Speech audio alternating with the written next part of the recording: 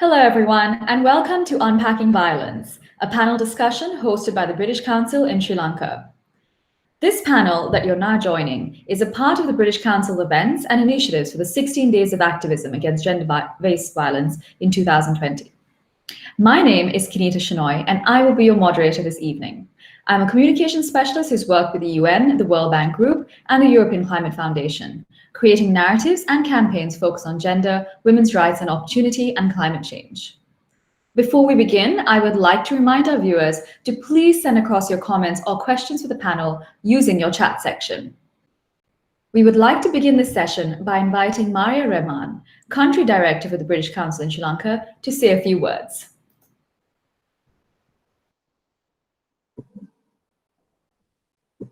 Thank you, Kinita. Good evening, everyone, and a very warm welcome to tonight's event on behalf of the British Council.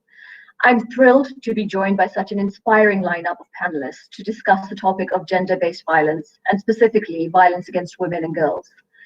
This is a subject close to many of our hearts, and tonight we will be discussing on a positive and empowering note the initiatives that we're taking to create awareness, change perceptions, and address the causes of this issue. But I'd like to take a moment to highlight the scale of the challenge in front of us. As you know, violence against women and girls is one of the most prevalent human rights violations in the world. It knows no social, economic, or national boundary. Worldwide, an estimated 1 in 3 women will experience physical or sexual abuse in her lifetime. Sadly, COVID-19 has only exacerbated the problem with a steep increase in gender-based violence, particularly domestic abuse. It's a global issue, not a South Asia issue and not only a Sri Lanka issue, but closer to home, we know the situation is stark. The 2019 Women's Wellbeing Survey in Sri Lanka, the first of its kind, revealed that 24.9% of women in Sri Lanka have experienced physical and/or sexual intimate partner violence or non-partner sexual violence. 18.8% of women who have been in a relationship have experienced some form of physical and/or sexual violence by their intimate partner in their lifetime. We know also that other issues facing women and girls include early marriage, early pregnancy, and unemployment. In Sri Lanka, the British Council's approach is to create dialogue, collaboration, and collective action with stakeholders in both formal and informal spaces at the individual and institutional levels. This October, we released a digital booklet called A Community Empowerment Journey, which was the culmination of a 2.5-year project engaging with women and young people in rural communities on the topic of violence against women and girls. The project was unique in that it used our community-based active citizens approach to empower young people to bring about change in their own communities. If you haven't already, I urge you to read the compilation of stories, lessons learned, and recommendations that sprung from this project. And on that note, I will now hand back to the moderator so that we can begin the discussion with a focus on what we are doing to raise awareness, change perception, and destigmatize our conversation around gender-based violence in Sri Lanka. I hope we all continue our collective efforts towards creating a world in which women and girls one day live and thrive without violence and the fear of violence. Thank you, and back to you, Kinita. Thank you so much for that insightful introduction, Maria. We now warmly welcome our panelists, each of whom is an expert in their own right, and each of whom works on some aspect of gender-based violence, whether it's through their art, their research, or their grassroots programs. I will begin with a short introduction for each of our panelists. I'm sure that most of them require no introduction, but we'll do it anyway. So we'll start with Ashanthi De Alwis. She's the queen of Sri Lankan pop, an artist who's proved herself by pushing boundaries with her music locally and internationally, winning many international awards for her compositions. She's now geared to shed light on important social issues that affect the youth and women in Sri Lanka. Next up, we have Anomaa Rajakaruna.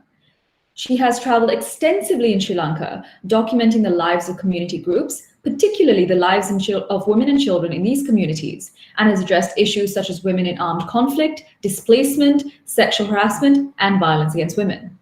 She uses photography and documentary film for expression and has won several awards for her work, both nationally and internationally.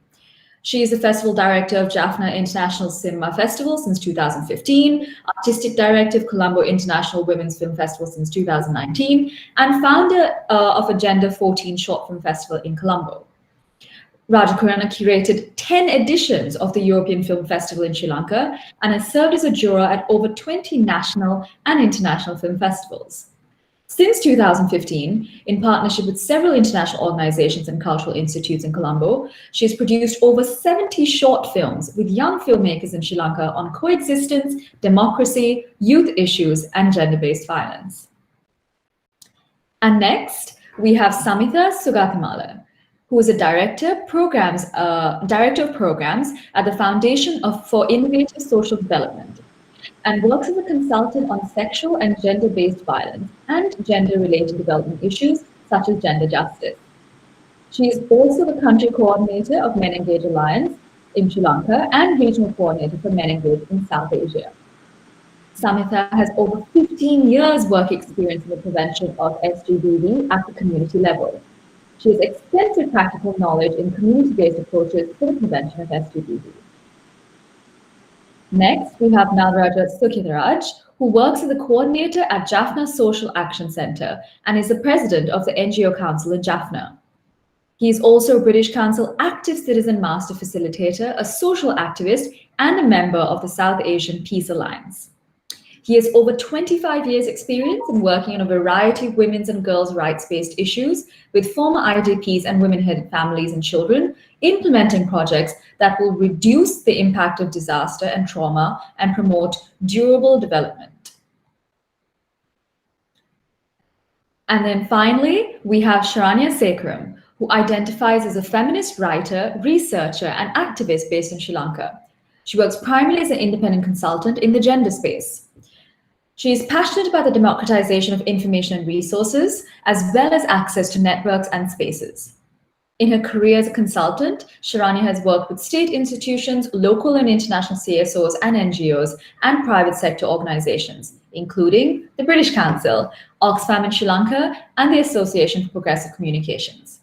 Sharanya currently works for two global organizations, the Coalition for Feminists for Social Change, also called COFEM, as an advocacy consultant, and with Voice as a regional technical lead on COVID-19 response. In Sri Lanka, Sharanya primarily works with the Grassroots Trust as their program manager. Grassroots works on sexual and reproductive health education, and this includes HIV, gender, and drug use. Grassroots also works with survivors of gender-based and intimate partner violence, including those victimized in the cyberspace, as well as with several private sector organizations to combat workplace sexual harassment. Grassrooted is also part of the partnership that runs Bakumuno.lk, of which Sharanya is the English editor. Additionally, in 2018, she and Vidya Kumar Singha co-founded a feminist collective called Every Story Sri Lanka. And that wraps up our intros to our panelists. Feel free to use that information to craft any questions or any comments you may have, and just add them into your chat section. So I'd like to begin with Ashanthi De Alwis, our queen of pop, by quickly sharing a snippet of her most recent music video, Rajne, which thoughtfully explores sexual harassment in Sri Lanka. It should be coming up on your screen right now.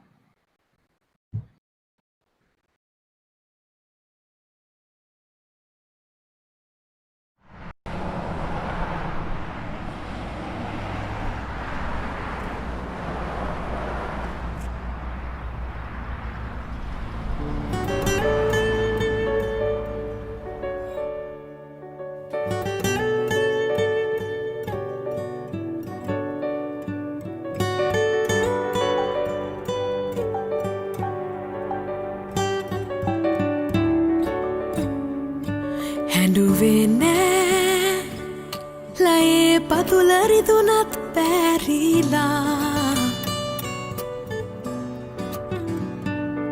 biyavine kohe kotana ehunat chodana mage varuven harisiruven amawathe raturo samal pawada nathe mata pegune miture rajiniye oba neta tanivi nidahase igiliyan tihnovi hinsavenne mal preti paravi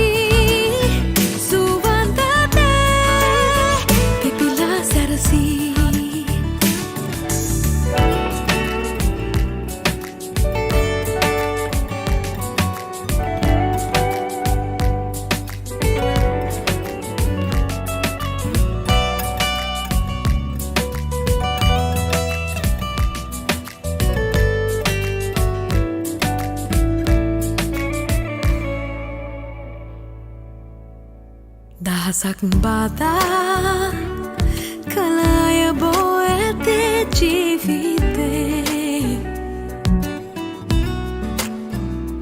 nema salila e kisiwak nisa dunya mein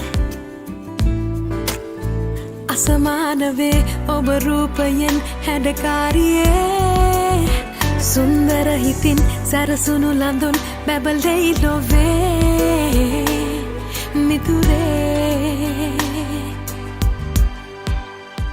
rajiniye oba neta tanivi nidahase igilian pianovi hinsavenne mal peti paravi suvantade pipila sarasi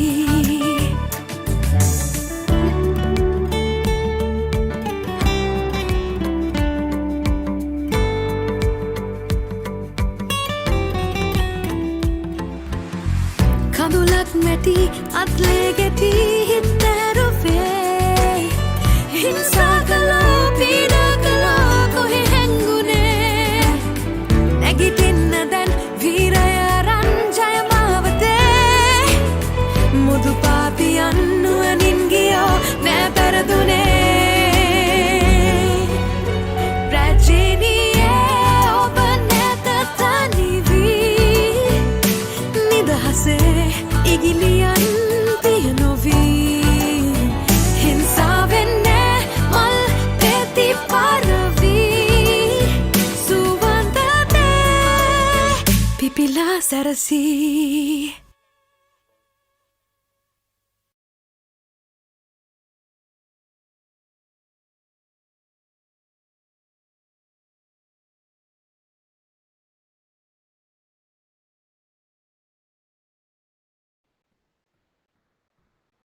Thank you so much for sharing that with us, Ashanthi.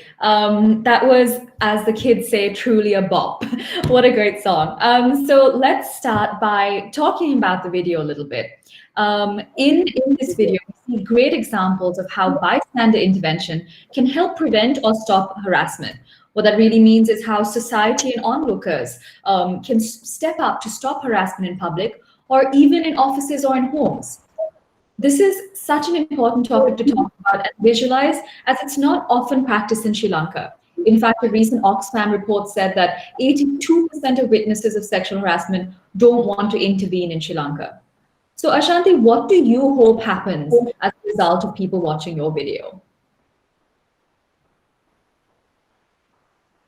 Okay, Kinita, let me start with a little bit of a background on the music video and how it was created, and then jump into your question. First of all, this project was funded by the British Council's Voices and Choices Grant Fund, and that is why it was even possible to create such a powerful music video. And just putting my thoughts together on this music video, I spoke to a lot of people involved in gender studies, so many of my friends, and speaking to them made me realize the issues that women and girls face when it comes to violence in Sri Lanka and in Asia or in the world as a whole. And the most important ones that kept coming up within these conversations was in relation to harassment in the workplace and public transportation. There was one other portion that we could not fit into this 3-minute music video, which was intimate partner violence.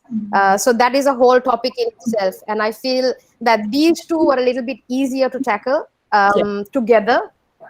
And then I created the story of the music video. As a woman, I felt that even if you go to Torrington for a jog, there's always this hi baby or hey sexy or whatever that you hear from men, and it's not something you want to hear. It actually annoys you to the point where you feel like you want to do something about it, but you're so embarrassed at some points you feel that maybe people will turn around and look at you strangely if you challenge that. True. So that was one thing that really triggered it for me when it came to public transportation and public harassment. And I thought that is something that really needs to be looked at. And so in the music video, we show the different faces of people, a bystander who will not know what to do in a situation like this, and will either be in shock or will think otherwise and turn their face and just continue whatever their journey was or their conversation with someone else. And then you'll get the one person who will want to help you. So we're showing different faces, and the same thing in the workplace as well. It's just that I feel like Sri Lankans need to recognize what it is that we should do when it comes to these kind of situations, because we have not been trained, and we have do not speak enough about these issues. Yeah, I feel that music is a universal language. People respond to music as a medium that touches the soul or invokes emotion. So when it comes to this, it's easier to have these conversations through music, because people are more open to accepting maybe things that have happened to themselves or emotions that it invokes for themselves. And they're able to look at it, because art is such a medium, they're able to look at it in such a light where it creates a larger impact on society. So I've actually had, and you can, everyone can check on the YouTube comments as well, the girls and women who've come forward talking about their stories in exact bus routes and things that have happened to them. It's sort of like them standing up for themselves, I feel. Just voicing everything that they may have been through, where they never felt that they had a channel or a medium to share those things. Now they can publicly talk about it, and we're having that conversation because of this music video. So that's great. I feel like in regards to your question, that is one avenue that's been opened up for women to talk, to speak, and be heard.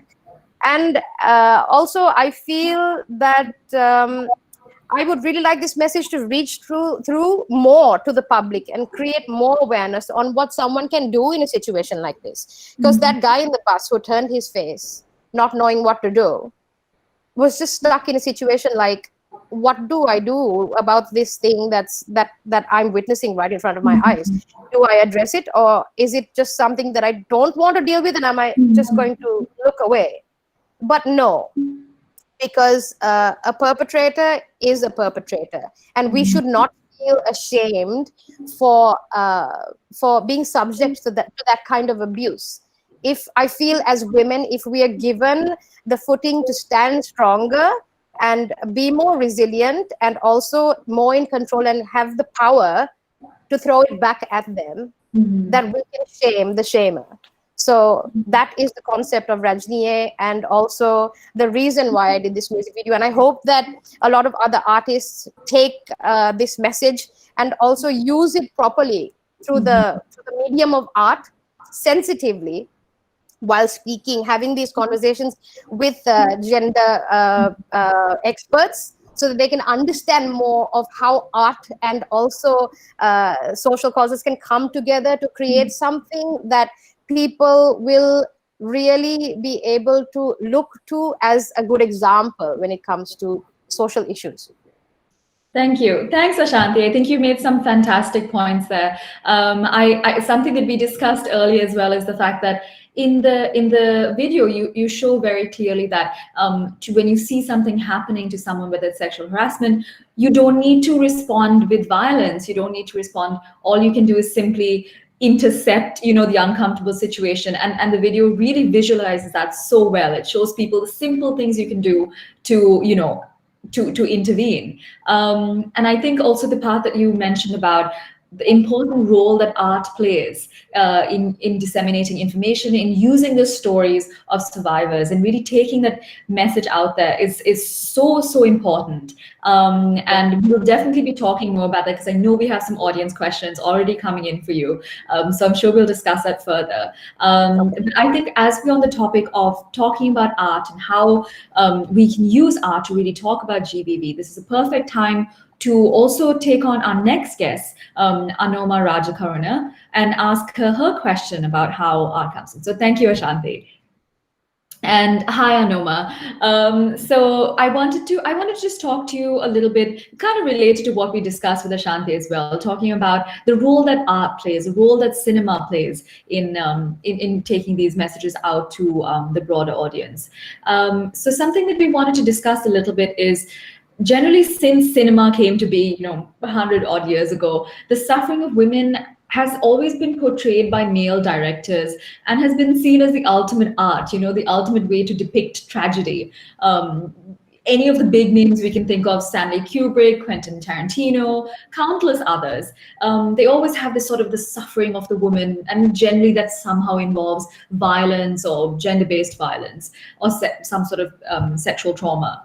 So you have done so much work in the last few decades to give young women, writers and directors, the platform to tell stories, and to change this exploitative gaze by taking ownership of women's stories.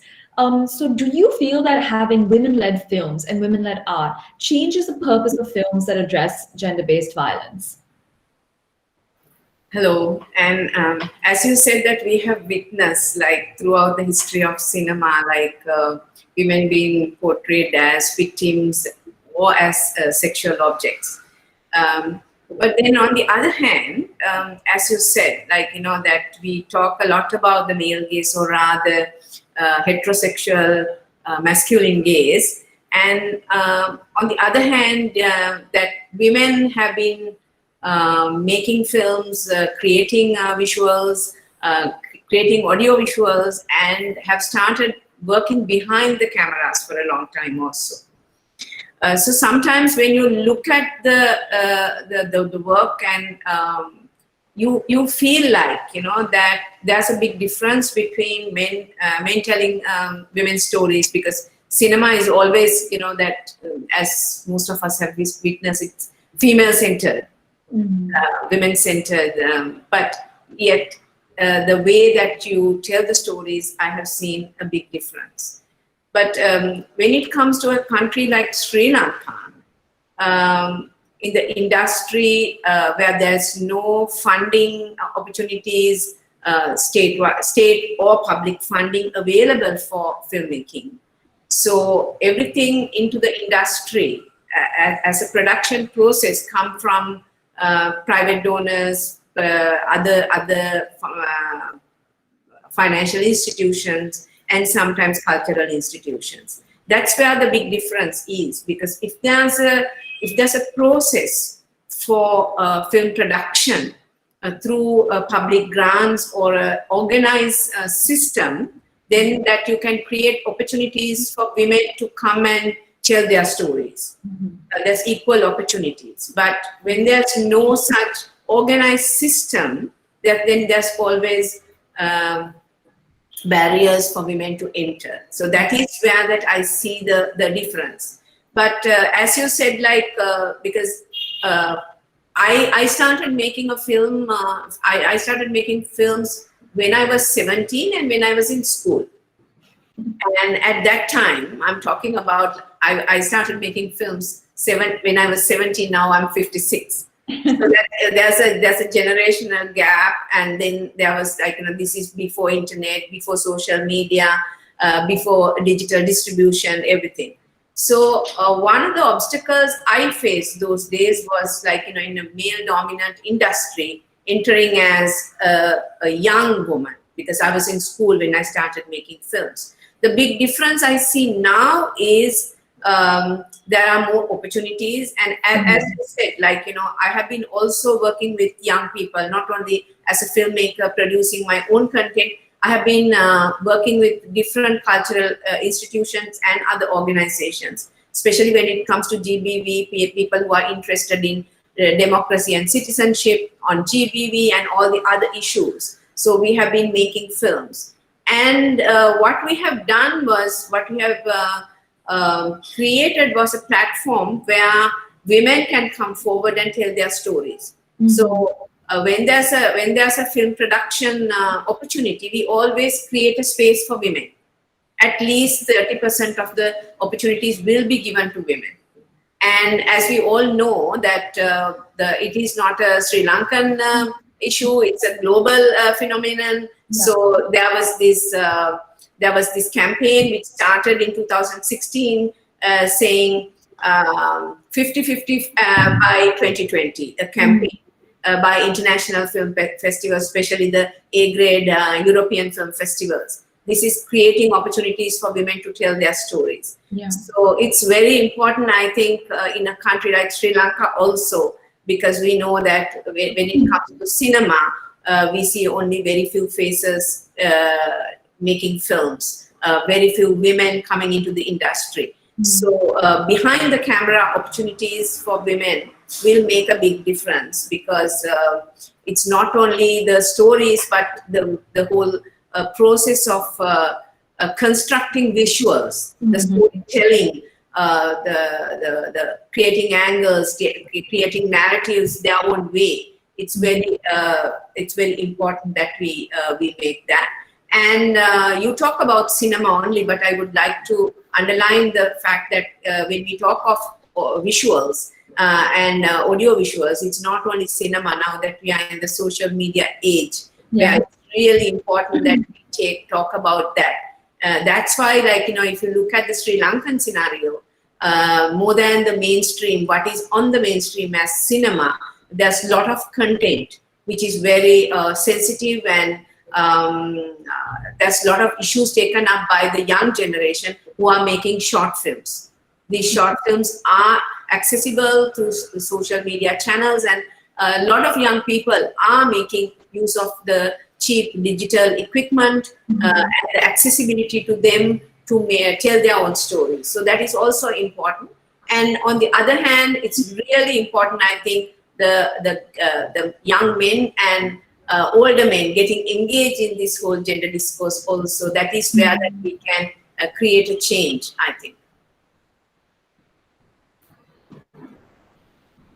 Did it? Hello? Hi, Anomaa. Sorry, I think I missed the last 10 seconds of what you said. No, I was talking about, can you hear me now?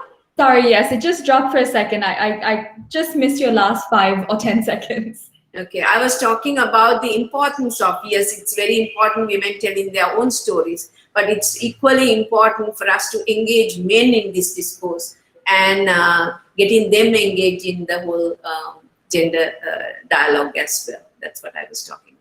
Absolutely. And thank you so much for bringing that up, Anomaa, as well, because I think it's really important for us as we talk about GBV to not just see it as something that just women should be involved in. GBV is something that affects our society in every aspect. And it's something that all of us need to come together as a community to factor in to our programs.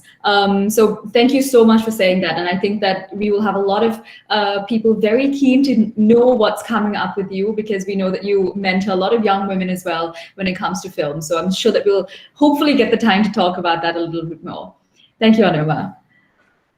And then, so next we have on the topic of the engagement of men and the importance of women telling their own stories, we have Nadarajah Sukirtharaj, who should be coming up on your screen right now. Hi. So we wanted to just speak to you. Obviously, you do a lot of work in the northern province in Sri Lanka, and the uncertainties of post-war life and the challenges of internally displaced camp life can often signal increased violence against women and girls. This is something that you've been working on extensively for the last few years. So I just wanted to ask you, Nadarajah, how does your team try and prevent this, excessive exposure to violence, particularly in IDP camps and in post-war life? Actually, this post-war life also giving a lot of challenges to women and girls, because we can think, because with other panelist talks, that the violence against women and girls is a national or the worldwide issue. And here, this in the war-affected area, it is getting doubled. The general violence and as well as the impact of war given damages. Here, these two kind of things. One is IDP camps, the women who are in the IDP, internally displaced welfare centers, and the women who are in the resettling process. And another category is there, the refugee returnees, the people from mainly from getting back from India. So in the three different categories, but the affection is going on for the women much more than the others, because generally they themselves taking a lot of responsibilities about looking after the families, and of course the men, they just hiding, and even in the domination, and so they leave out the women to deal with every other issues in the difficult situation. But at the same time, if they are not satisfied of the arrangements or the assistance given by the women or the housewife or mother or sister or whoever, so then the retaliation, the reaction coming as the violence, either beating the girl or the beating the wife and chase them out, or at the same time creating unnecessary stories among her and put her in some kind of a pressures. This is generally happens, and at the same time, when they were in the welfare centers and even the displacement resettlement, any kind of a decision-making process, generally they just kick off. They just ignore. When the difficult situation, whenever the assistance supporting giving by the women, so at the same time, all the men were in the side. But when it comes for any kind of a decision making, any other group making, whatever it is, they come as a dominant. So it has been observed for a long time. So then our interference, not our in the sense, like as there are so many CSOs try to support those women. So one, put them into the group and try to make them some kind of a voice. Actually giving them some kind of a platform through providing trainings, understand about the women's rights, understand about the human rights, and what is wrong, what is right, and how to deal any kind of a difficult situation. Those are the some of the way we deal the women when they were in camps and societies. And at the same time, we encourage a woman to take part in any kind of forming any kind of committees or whatever. For an example, IDP camp management committees. So they include women, but issues having women. But when they were doing any kind of a decision making, only men, some of the men get together and taking some kind of decision. So then it is a very huge gap. So then we promote one kind of a approach, AGDM, age, gender, diversity, mainstreaming. So while we were working in the IDP's camp or resettlement location, so our intention is like that. If it is a committee is a 5 in the sense, we ask at least half of gender equality at the same time, including the children as well, because we need to get everybody's perception, everybody's thoughts, and everybody's issues. And at the same time, we do some kind of advocacy and awareness creation. Like now we are in the campaigning of 16 days campaign, violence against women and girls. So then we take them into the community level and discuss them how the violence is happening, and at the same time how the women, this is generally the society have in a position to actually protect everybody. So it is a general human. We don't need to differentiate is a men and women. So then this is the way we work in the society, and at the same time forming some kind of dropping centers. It is called earlier it's a British Council supported for this program in a difficult areas, difficult location. We select a couple of women together. We train them, so allow them into the society. We as a peer group supporters, and we approach the home by home whenever the other women need any kind of support. They immediately provide the support, and at the same time they can do the referrals. Because we introduce those women into the drop-in centers, women into the nearest police station, hospital, courts, and other government institutions. So then easily the referrals happens. So in this way, we try to mobilize the women in the grassroots locations, how to get the support from the other sources, and at the same time we facilitate what is happening in the society and what are the services available, because that's also another challenge with the service providers. Sometimes very difficult, because grassroots level women, sometimes because of the knowledge, limited of knowledge, sometimes the social and the cultural stigma, the women here in households, very difficult to come out. Sometimes they come out, very difficult to approach with the service providers. So then we try to, as much as possible, make some groups, make them federation, and developing a peer support, strengthen them in a political way, in a cultural way, and economical way, strengthen them. And at the same time, through that, we try to make them a voice.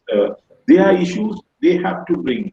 Even the CSO, we are just a facilitator. They have to bring their own voice, own issue come out, and with the available resources and available other institutions, they have to find out their own solution. This is the way we try to support to the society as a befrienders. We support to the society, support to the affected or the riskful women and girls to come out to their own struggle and own issue and own challenges with their own capacities. Stories, yeah. Empowering them, they find out their own solution, and they need to prosecute that solution with the available resources and institutions, the platform. Thank you, Sylvia. I think you bring up a couple of really important points here. And as we speak, I also see how there are so many interconnections in the different things that our speakers are saying. So one of the core points that you brought up was how women should be able to self-determine and make their own choices and be able to have their own voices and stories told, rather than people making decisions on their behalf, which is also a lot of what we were discussing previously with Anomaa. And I think it's such an interesting point. The other point that you brought up, I think, is really important, and something that we will certainly be discussing more in detail, I should hope, is the idea of how women having decision-making power does make a difference in how vulnerable they are to GBV, or how they are affected by disasters or war. So of course we see that it's not, violence doesn't happen on its own in a silo. As you said, Sugi, one of the biggest things is allowing women to be able to self-determine and make decisions as well in communities and societies, because then they have some power. So thank you so much for that. That was really interesting. And I think sometimes sitting here in Colombo, we don't always get to really learn what's happening deeply in the grassroots communities in Jaffna. So I think you are such a great resource to have here today. And I'm sure you're going to have a lot of questions coming, Sugi, from the audience. So we'll definitely bring that up as we go forward. Thanks so much. And now we are going to move on to Sharanya and ask questions that again bleed in from what we discussed earlier with our other panelists. So Sharanya, lovely to have you as always. And so I'm going to talk a little bit about your work with international bodies like COFAM and Voice, and what's happening with the pandemic. This is also a question that we've already got from a bunch of people listening in, so super important. So I'm sure that you've observed global trends around rising GBV during the pandemic, especially given your work with COFAM and Voice. In fact, the pandemic has exposed inequality across the board. Of course, gender, race, class, wealth, all of that has come up. And particularly the precarious lack of safety for women and girls around the world. So I guess the question, Sharanya, is how can we build back better and with safer and more equal communities? And really the big question is, what lessons are we learning here in Sri Lanka?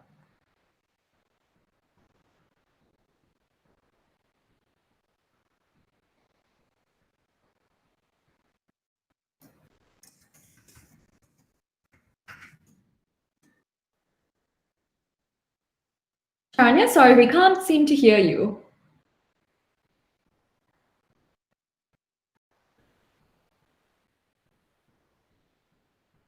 Okay, now. So sorry, everyone, we're just having a short little technical glitch as we wait for Sharanya to... Oh, there we go. You can hear me now, right? Yes, perfectly. Great. All right. No, sorry. So what I was saying was that it's not a small question, but I will kind of try to... Sorry about that. a little bit. So something to kind of take the first part of what you said is, what is COVID teaching us about inequalities and how it exists, is that I think, something we're touting around a lot is this idea that COVID doesn't discriminate, or the virus doesn't discriminate. The virus doesn't discriminate, but we certainly do. And it is those inequalities that are being exposed and that are deciding how vulnerable you are to the virus. And in many cases, when it comes to women and girls, is the less vulnerable they are to the virus, or the more isolated they are, the more vulnerable they are to other forms of violence. So one thing we've seen in both the work we've done with COFEM and with Voice has been how many women are struggling because they're isolated and their mental health is deteriorating, because women, more than men, depend on communities, depend on networks, depend on these sisterhoods and friendships to get them through situations. And now women are incredibly isolated from that.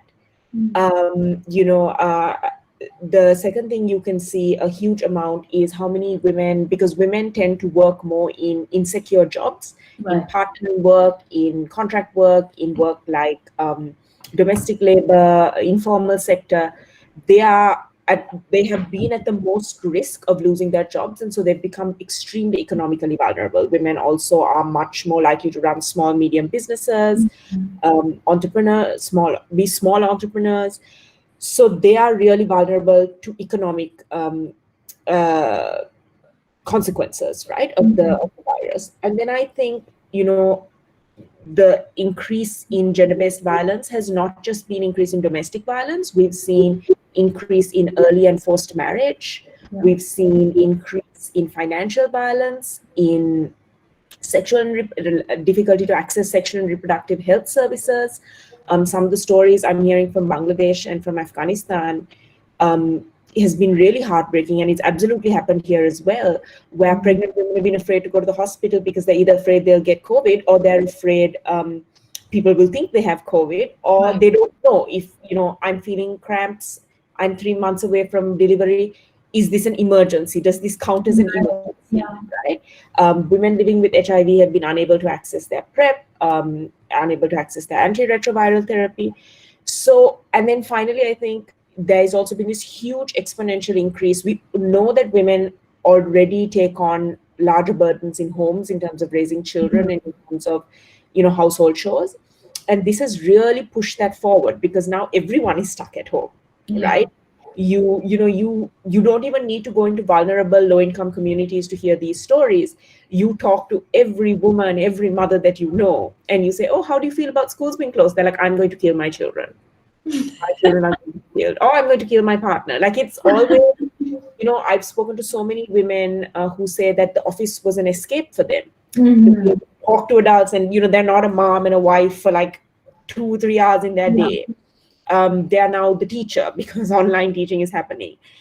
They are now cleaning up more after people because more people are here. They're struggling to balance care of elders, which often falls on them, but now you can't access them if they don't live with you. So all of these things, COVID has really shown us what is already within the society. It's just pushed it forward further because the situation is so different. And then on the second part of your question is, how do we build back better? Something that was really interesting that came out in both what Ashanthi and what Suki said is that we hear a lot of this, women should speak up, and I'm seeing it in the chat comments also, women should stand up, and they should if they can, but we also need to build systems and structures that support them in standing up. Absolutely.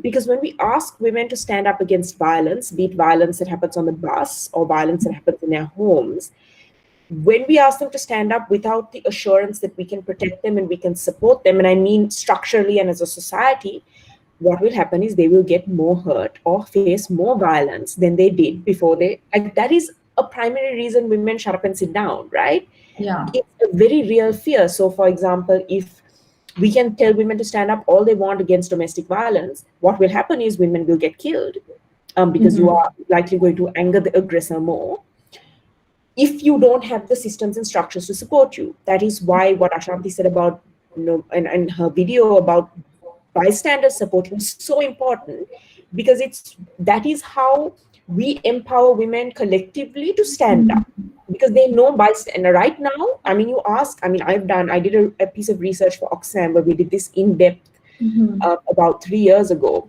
I cited that when I spoke to Ashanthi as well. So that the Oxfam research, if you remember from it, where we talked to women across the country and men, the fear is if I say something, it's going to get worse. Yeah. What if they decide? And then nobody will do anything. Nobody is going to support me if I stand up. So I'd rather it's like trying to decide, no, I'll take the 2% rather than speak up and then have it jump to 40%, because nobody's going to support me either way. Right. So that's really, really important. And I think, yes, we have to educate women about their rights, but as Suki said, when they've done that work and they do very, their organization does extremely on the ground, the hard work of doing this. He said exactly what he said was, then they find it also difficult to come out to access the service. So then you have to do that work like they are doing to build those providers up too as well, right? So yes, we need to tell women to stand up. Yes, we need to educate them on their rights, but we also have to build the system, the society, the structure, or dismantle structures that enable them to do that. And I think that is a really important learning from COVID, and how these inequalities were just pushed so much to the fore, is when we are dealing with something, at the forefront of your mind should be who the most vulnerable are. So when you think of things like lockdown and curfew, don't make assumptions like, for example, that the family is a safe space. In some cases, the family is the most violent for children, for young queer and transgender people, for any queer and transgender people, mostly, for women and girls, for young boys. That can be the most violent space. So are we putting things like lockdown curfew saying stay safe at home when home can sometimes be so unsafe?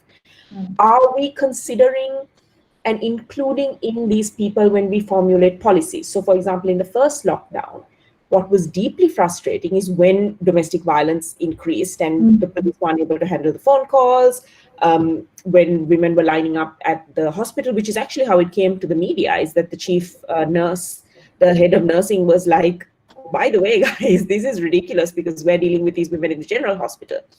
What was so frustrating for activists, for people working on the ground with women, was that we could have told you this was coming if you had asked us. Because in every pandemic, in every insecure situation, in conflict, all of these situations, floods, all of them, violence against women increases in these situations, right?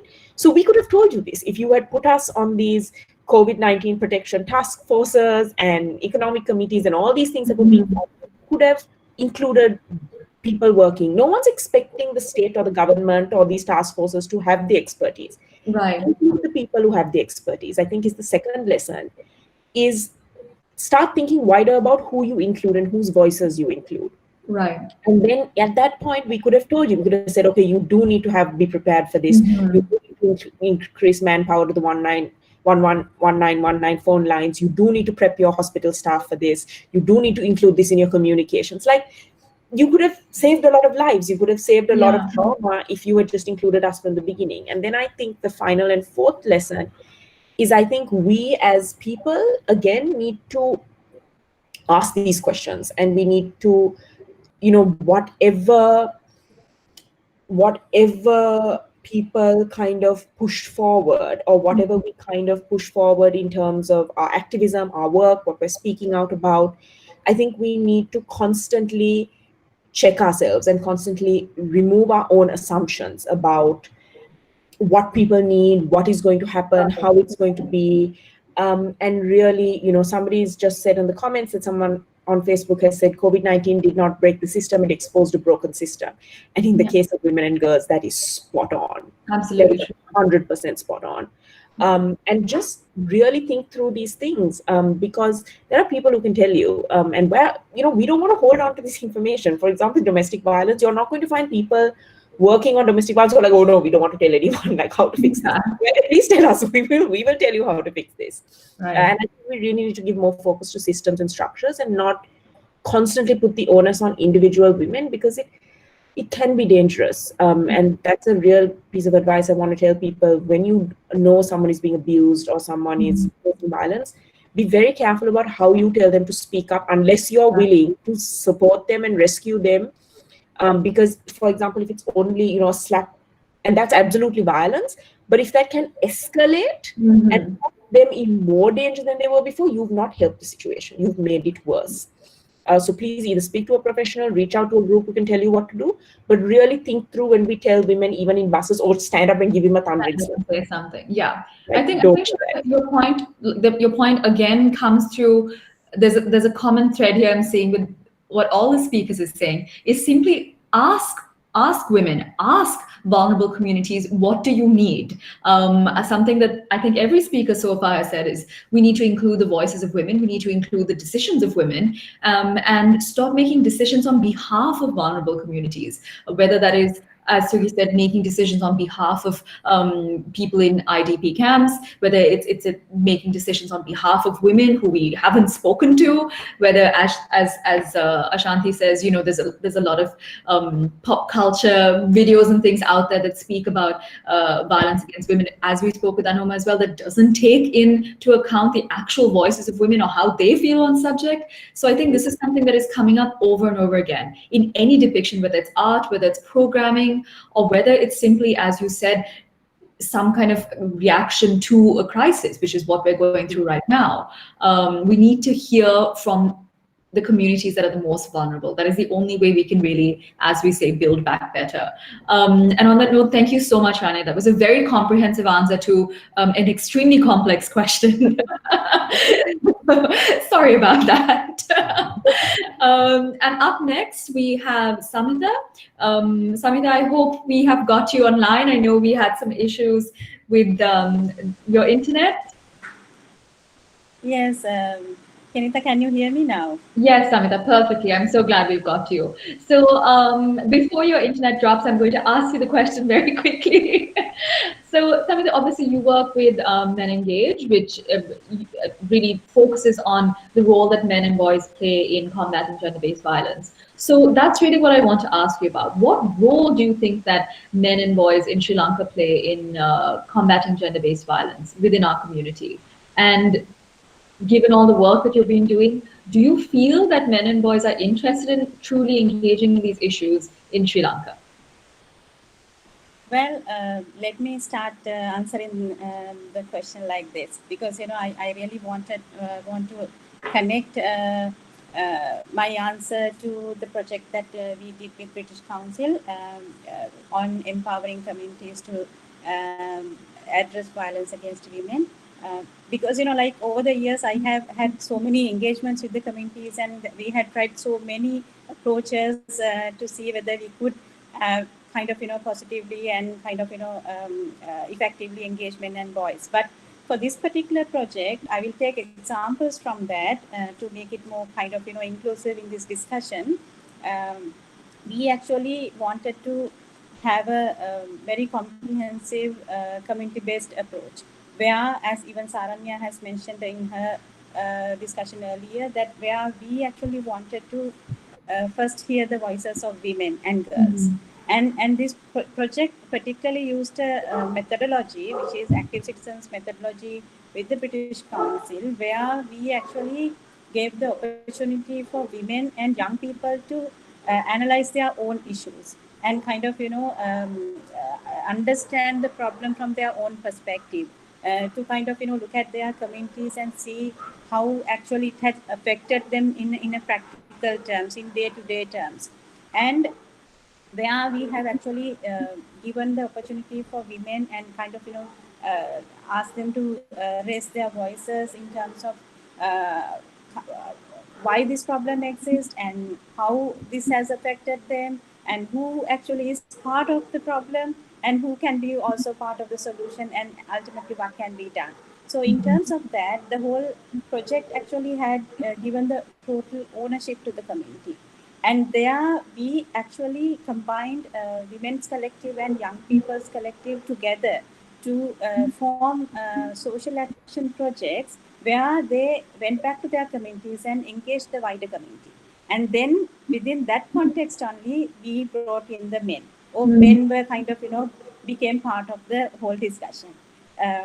And kind of, that when we generally go and talk to a community of a group of men, they will start with denying the issue, right? There is no such issue, and these people are kind of, making the issue and making a big kind of, fuss about it. And our women in our own house, we feed kind of, we feed them, we give all that is needed, and they are quite okay. And nobody wants to come in and say that they have this issue and they are overburdened, they have that emotional and well-being issues, so many things.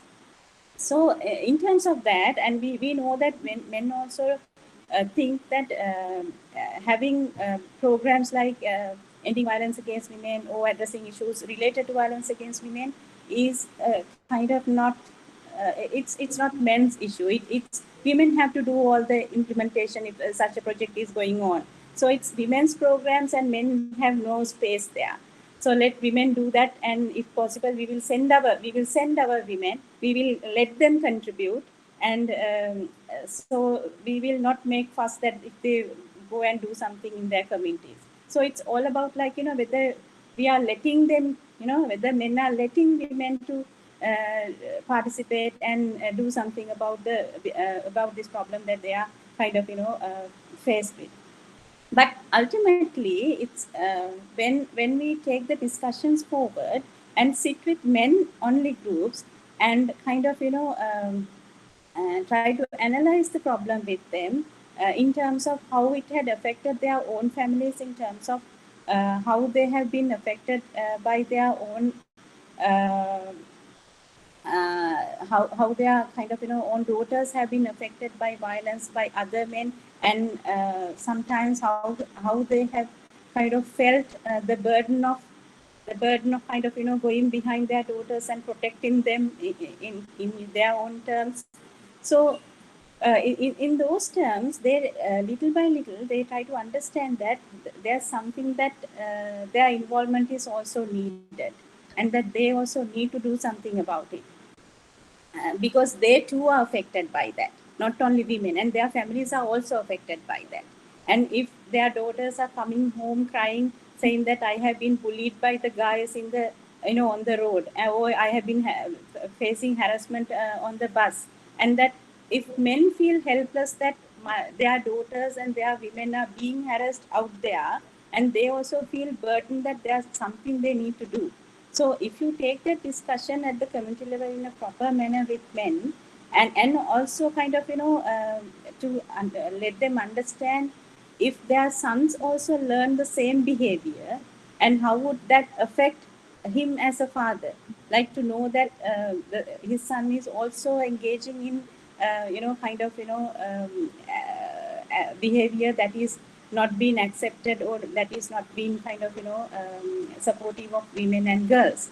So in that terms, in most communities, when we actually started talking about talking to men about their own perspective of this whole thing, and they actually did understand that they have a role to play, not in terms of protecting their girls and women, but in terms of making a community change, making a system change, making kind of creating enabling environment, be part of that whole process where they can also get the benefit out of it, like when their daughters are happy, they are also, because we actually had a real component in this project where we engaged fathers as caretakers, like engage them in the role of caring for their families and sharing the household activities, where they also felt that they can make a complete change if they kind of contributed. And I think although there is at the beginning there is a hesitant, always there's a hesitant, but if you kind of take the correct discussion with them, engage them in a proper manner, and kind of analyze the cost and benefits of changing the harmful masculinities, they definitely join in, and that is our experience throughout the years. They definitely join in, but definitely it will not, the change will not happen overnight. But a lot of discussions, lot of engagements, a lot of kind of self-reflection is needed. Because you know that over the years, for women to understand the things that they are undergoing, they actually had to have lot of reflections and lot of understanding of the whole thing that is happening out there.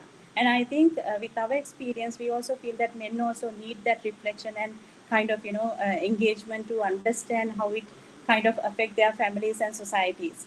So I think there's a positive.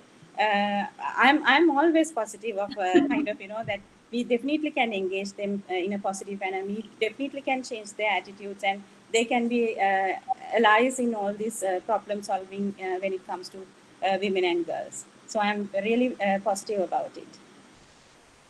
That's wonderful to hear. Thank you so much, Samitha, and you're absolutely a breath of fresh air. I think often most people in the gender space can tell you, myself included, that generally our conversations when we talk about GBV are generally quite upsetting, and they're really not. It's really not a happy space to work in many of the time. So I think hearing positive stories and hearing about ways forward is very interesting for us. And with that, we are now going to open up the discussion to audience questions. I see that many of you have already shared your questions in the chat section. Please feel free to add some more. Please also feel free to call out a particular panel member by name if you want a specific answer. Otherwise, we will open it up to everybody. So let's look at a couple of questions. There's been quite a number of questions asking about violence in the household. This is, I think, something that many of our panelists have spoken about so far, because I think when we talk about GBV, what is easiest to see is the sexual harassment that happens in our workplaces or happens in public transport or on our streets. And of course, this is a large part to play, but the other side of it is intimate partner violence, domestic violence, and violence in the home. And of course, understandably, we've got multiple questions about that. So quite a few people have asked, what measures can we take and what facilities are available for women and children who face domestic violence, particularly during COVID? So I can open this up to the panel. I would ask Sharanya if you have any thoughts. Samitha, Nadarajah, I think Sugi, I think these are all your areas. So who has some thoughts? Sugi, did I see your hand? I would like to start. Yes, of course, the challenges is coming one by one, and although if I take our place, the war affected, so now. So once the post-war situation, the COVID, so already Sharanya has spoke about that the difficulties, such difficulties in the COVID. So in this regards, some of the setup or the arrangements have been made to even to overcome this issue in the COVID-19 or the general domestic violence or the community-based violence. If I bring an example that. Just like our organization is running 2 safe houses in our war-affected districts. Safe houses is a shelter for women and children who have been affected or the facing risk. So then here they are.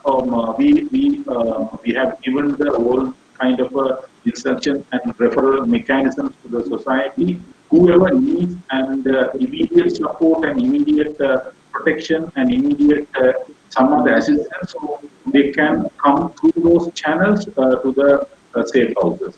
And in the COVID-19 also, we made a different special setup and how the people even they contact even in the lockdown period or in curfew situation and restricted, and we set up small networks within the societies and immediate path.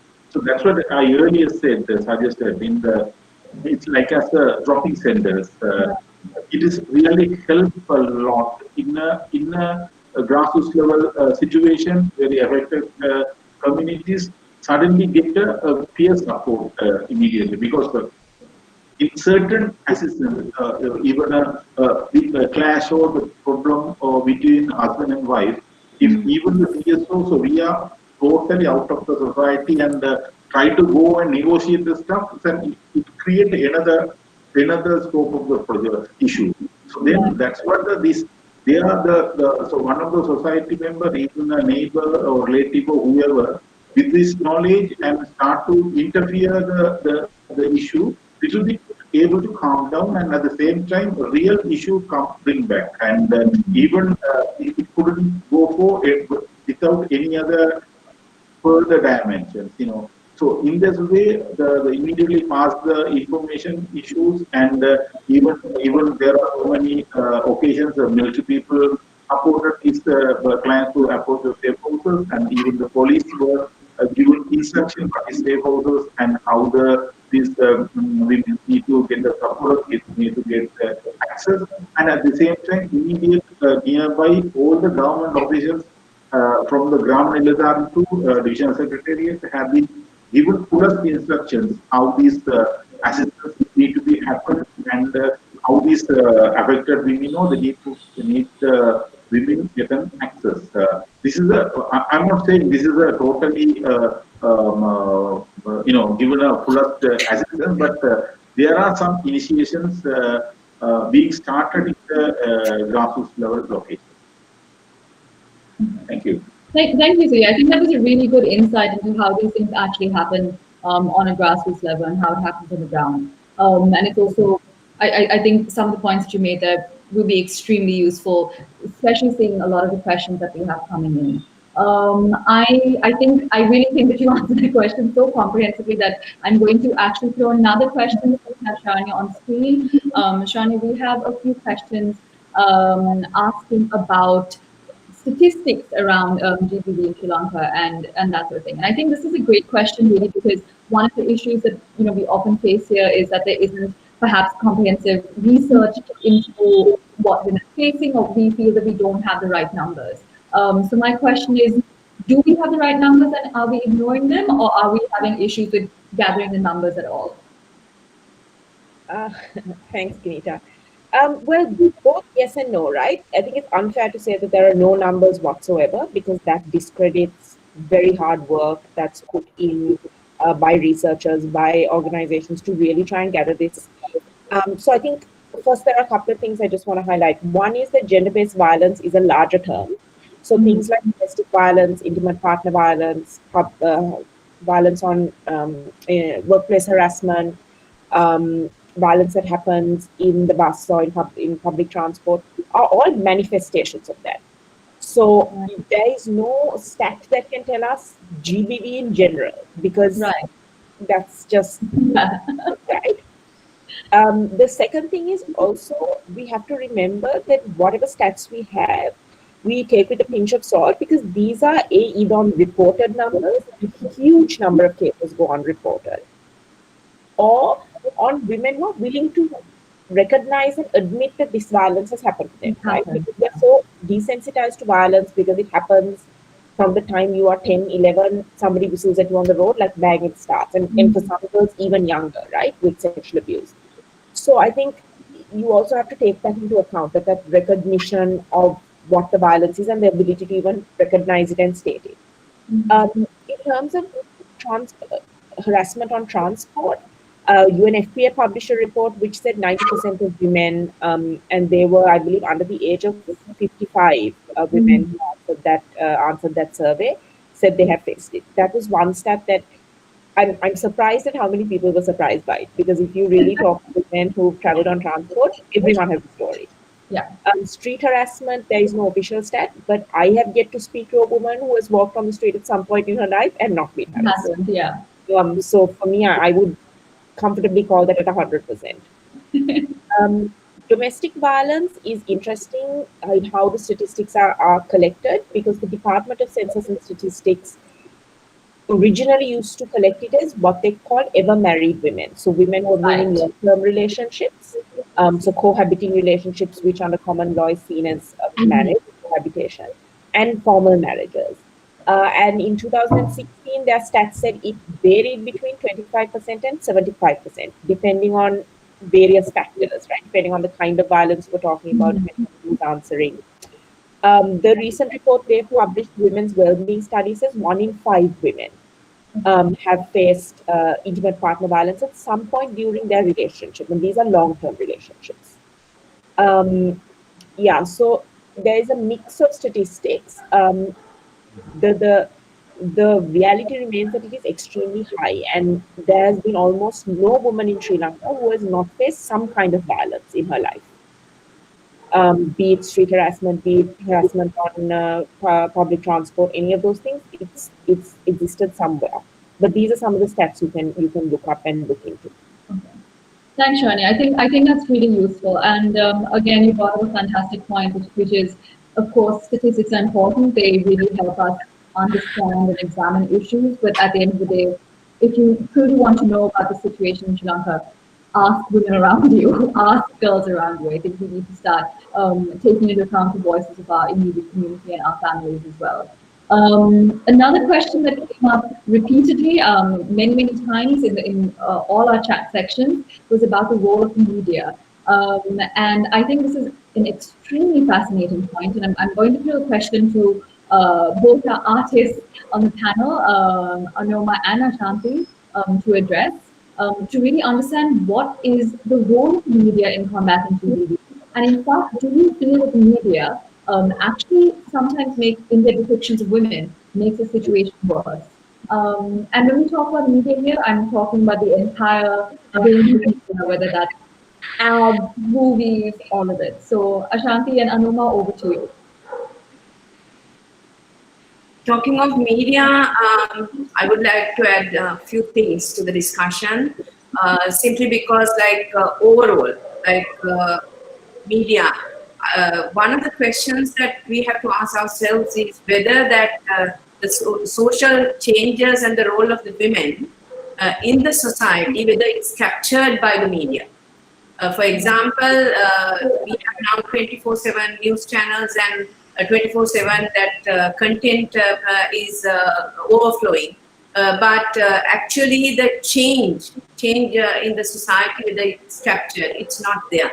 I don't see it. Still, that there are specific programs for women, and it's all about the typical role of woman being a mother, and this whole thing about the good woman and how to be a good woman kind of. But then on the other hand, that we are pushing for, now we have a 25% quota in the lower levels of decision making, and which is pushing towards parliamentary level as well. That there's a lot of things going on, and we have political discussions and about decision making process and everything in the television channels and in media, where there's hardly any space for women. And every week we have programs, and we see only 2% of women represented in these panels, and it's dominant. So how do you bring in women's voices, what women need into this discussion and into the public forum, so that there should be changes? And on the other hand, that we have a lot of examples from other countries where we can learn a lot about other content. I mean, beyond news and beyond political discussions and things like that, there's a lot of creative content. For example, TV series and things like that. So when it comes to TV series in our country, that there's no control. There's no real reflection of the society or the role of the women. So how other countries face that was by agreeing on a code of conduct, where that the role of the women play in the society is also there. In our TV series, again and again, that we continue the stereotype and just portraying the bad mother-in-law and the whole stereotype. We are catering to the stereotype. So it is time for us to bring in legislation into this and agree on a code of conduct, where there's the balance between the role of the women, the public life and the private life, and the achievement and everything. Because otherwise women are going to be portrayed only as sexual objects, and as victims. It is really important, I think, what we should do. And to wrap up, I think there was a question about the content, because I talk about the production. Right now that we are making a series of films with British Council called Female Filmmakers First, creating opportunities for women to come and tell their stories. So there was a question about, how do you take this to the public? So we always look at the mainstream outlets as the cinemas or the TV, but I have to tell there's an alternative distribution system in this country. Through the women's networks, through the organizations, which is not visible. Women sharing stories like, the DVDs, even not through social media, but there's alternative systems where there's a system to share stories, have discussions. It may be 10 people at a given time, but there's a system where that we share. So that is also I need to add to the discussion. Thank you, Anomaa. That was a really fascinating insight into how we have depictions of women and also ownership of women's stories in cinema and mass media. Ashanthi, to really carry on that question a little bit more to you, we had discussed, the depiction of women in your field, in music videos and pop culture, and something that I said when I saw your video was, wow, we're seeing a depiction of, GBV against women, but in a way that actually shows what the woman is going through. And we discussed this with Anomaa, we discussed this with you, Ashanthi, about how generally when violence is depicted against women, it's almost portrayed in a titillating way. It's either seen as women are sex objects or women are victims. And have you seen that in your field, Ashanthi? And do you think that it's detrimental to women? Yeah, most certainly. I think when it comes to media, Anomaa brought up some fantastic points about how we can change and how that change occurs as well through the things that we do privately, as opposed to just depending on mainstream media. Because even when it came to Rajini and producing the music video and airing it, a lot of the music videos that I have done regarding social causes or things that affect women are rarely played on mainstream media. We do, of course, we don't have a proper channel for music videos to be played on mainstream media anymore with the shift to YouTube. And this is something very surprising, because being a country or a world full of people that depend on music as a medium to sort of cure a lot of things, I think that we should have more access, if not less access to it. So there is a portion, I feel, in mainstream media that really needs to think about how they can channel this music to people. Because when I go into the rural societies and I speak to my followers or my fans, they ask questions like, how come we don't get to see music videos anymore? So I asked them a question. I said, are you talking about my videos in general, or are you talking about everyone's music videos, artists as a whole? And they say, well, sometimes we are able to get onto YouTube, but it's not all the time that we can afford the data. But when we turn the TV on, we don't see music anymore. It's always reality TV programs, or like Anomaa said, a lot of other things that portray women in different sorts of lights.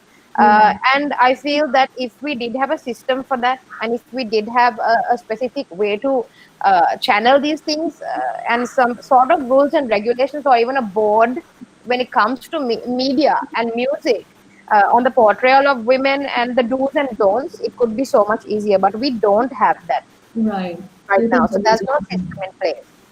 And yes, I do see that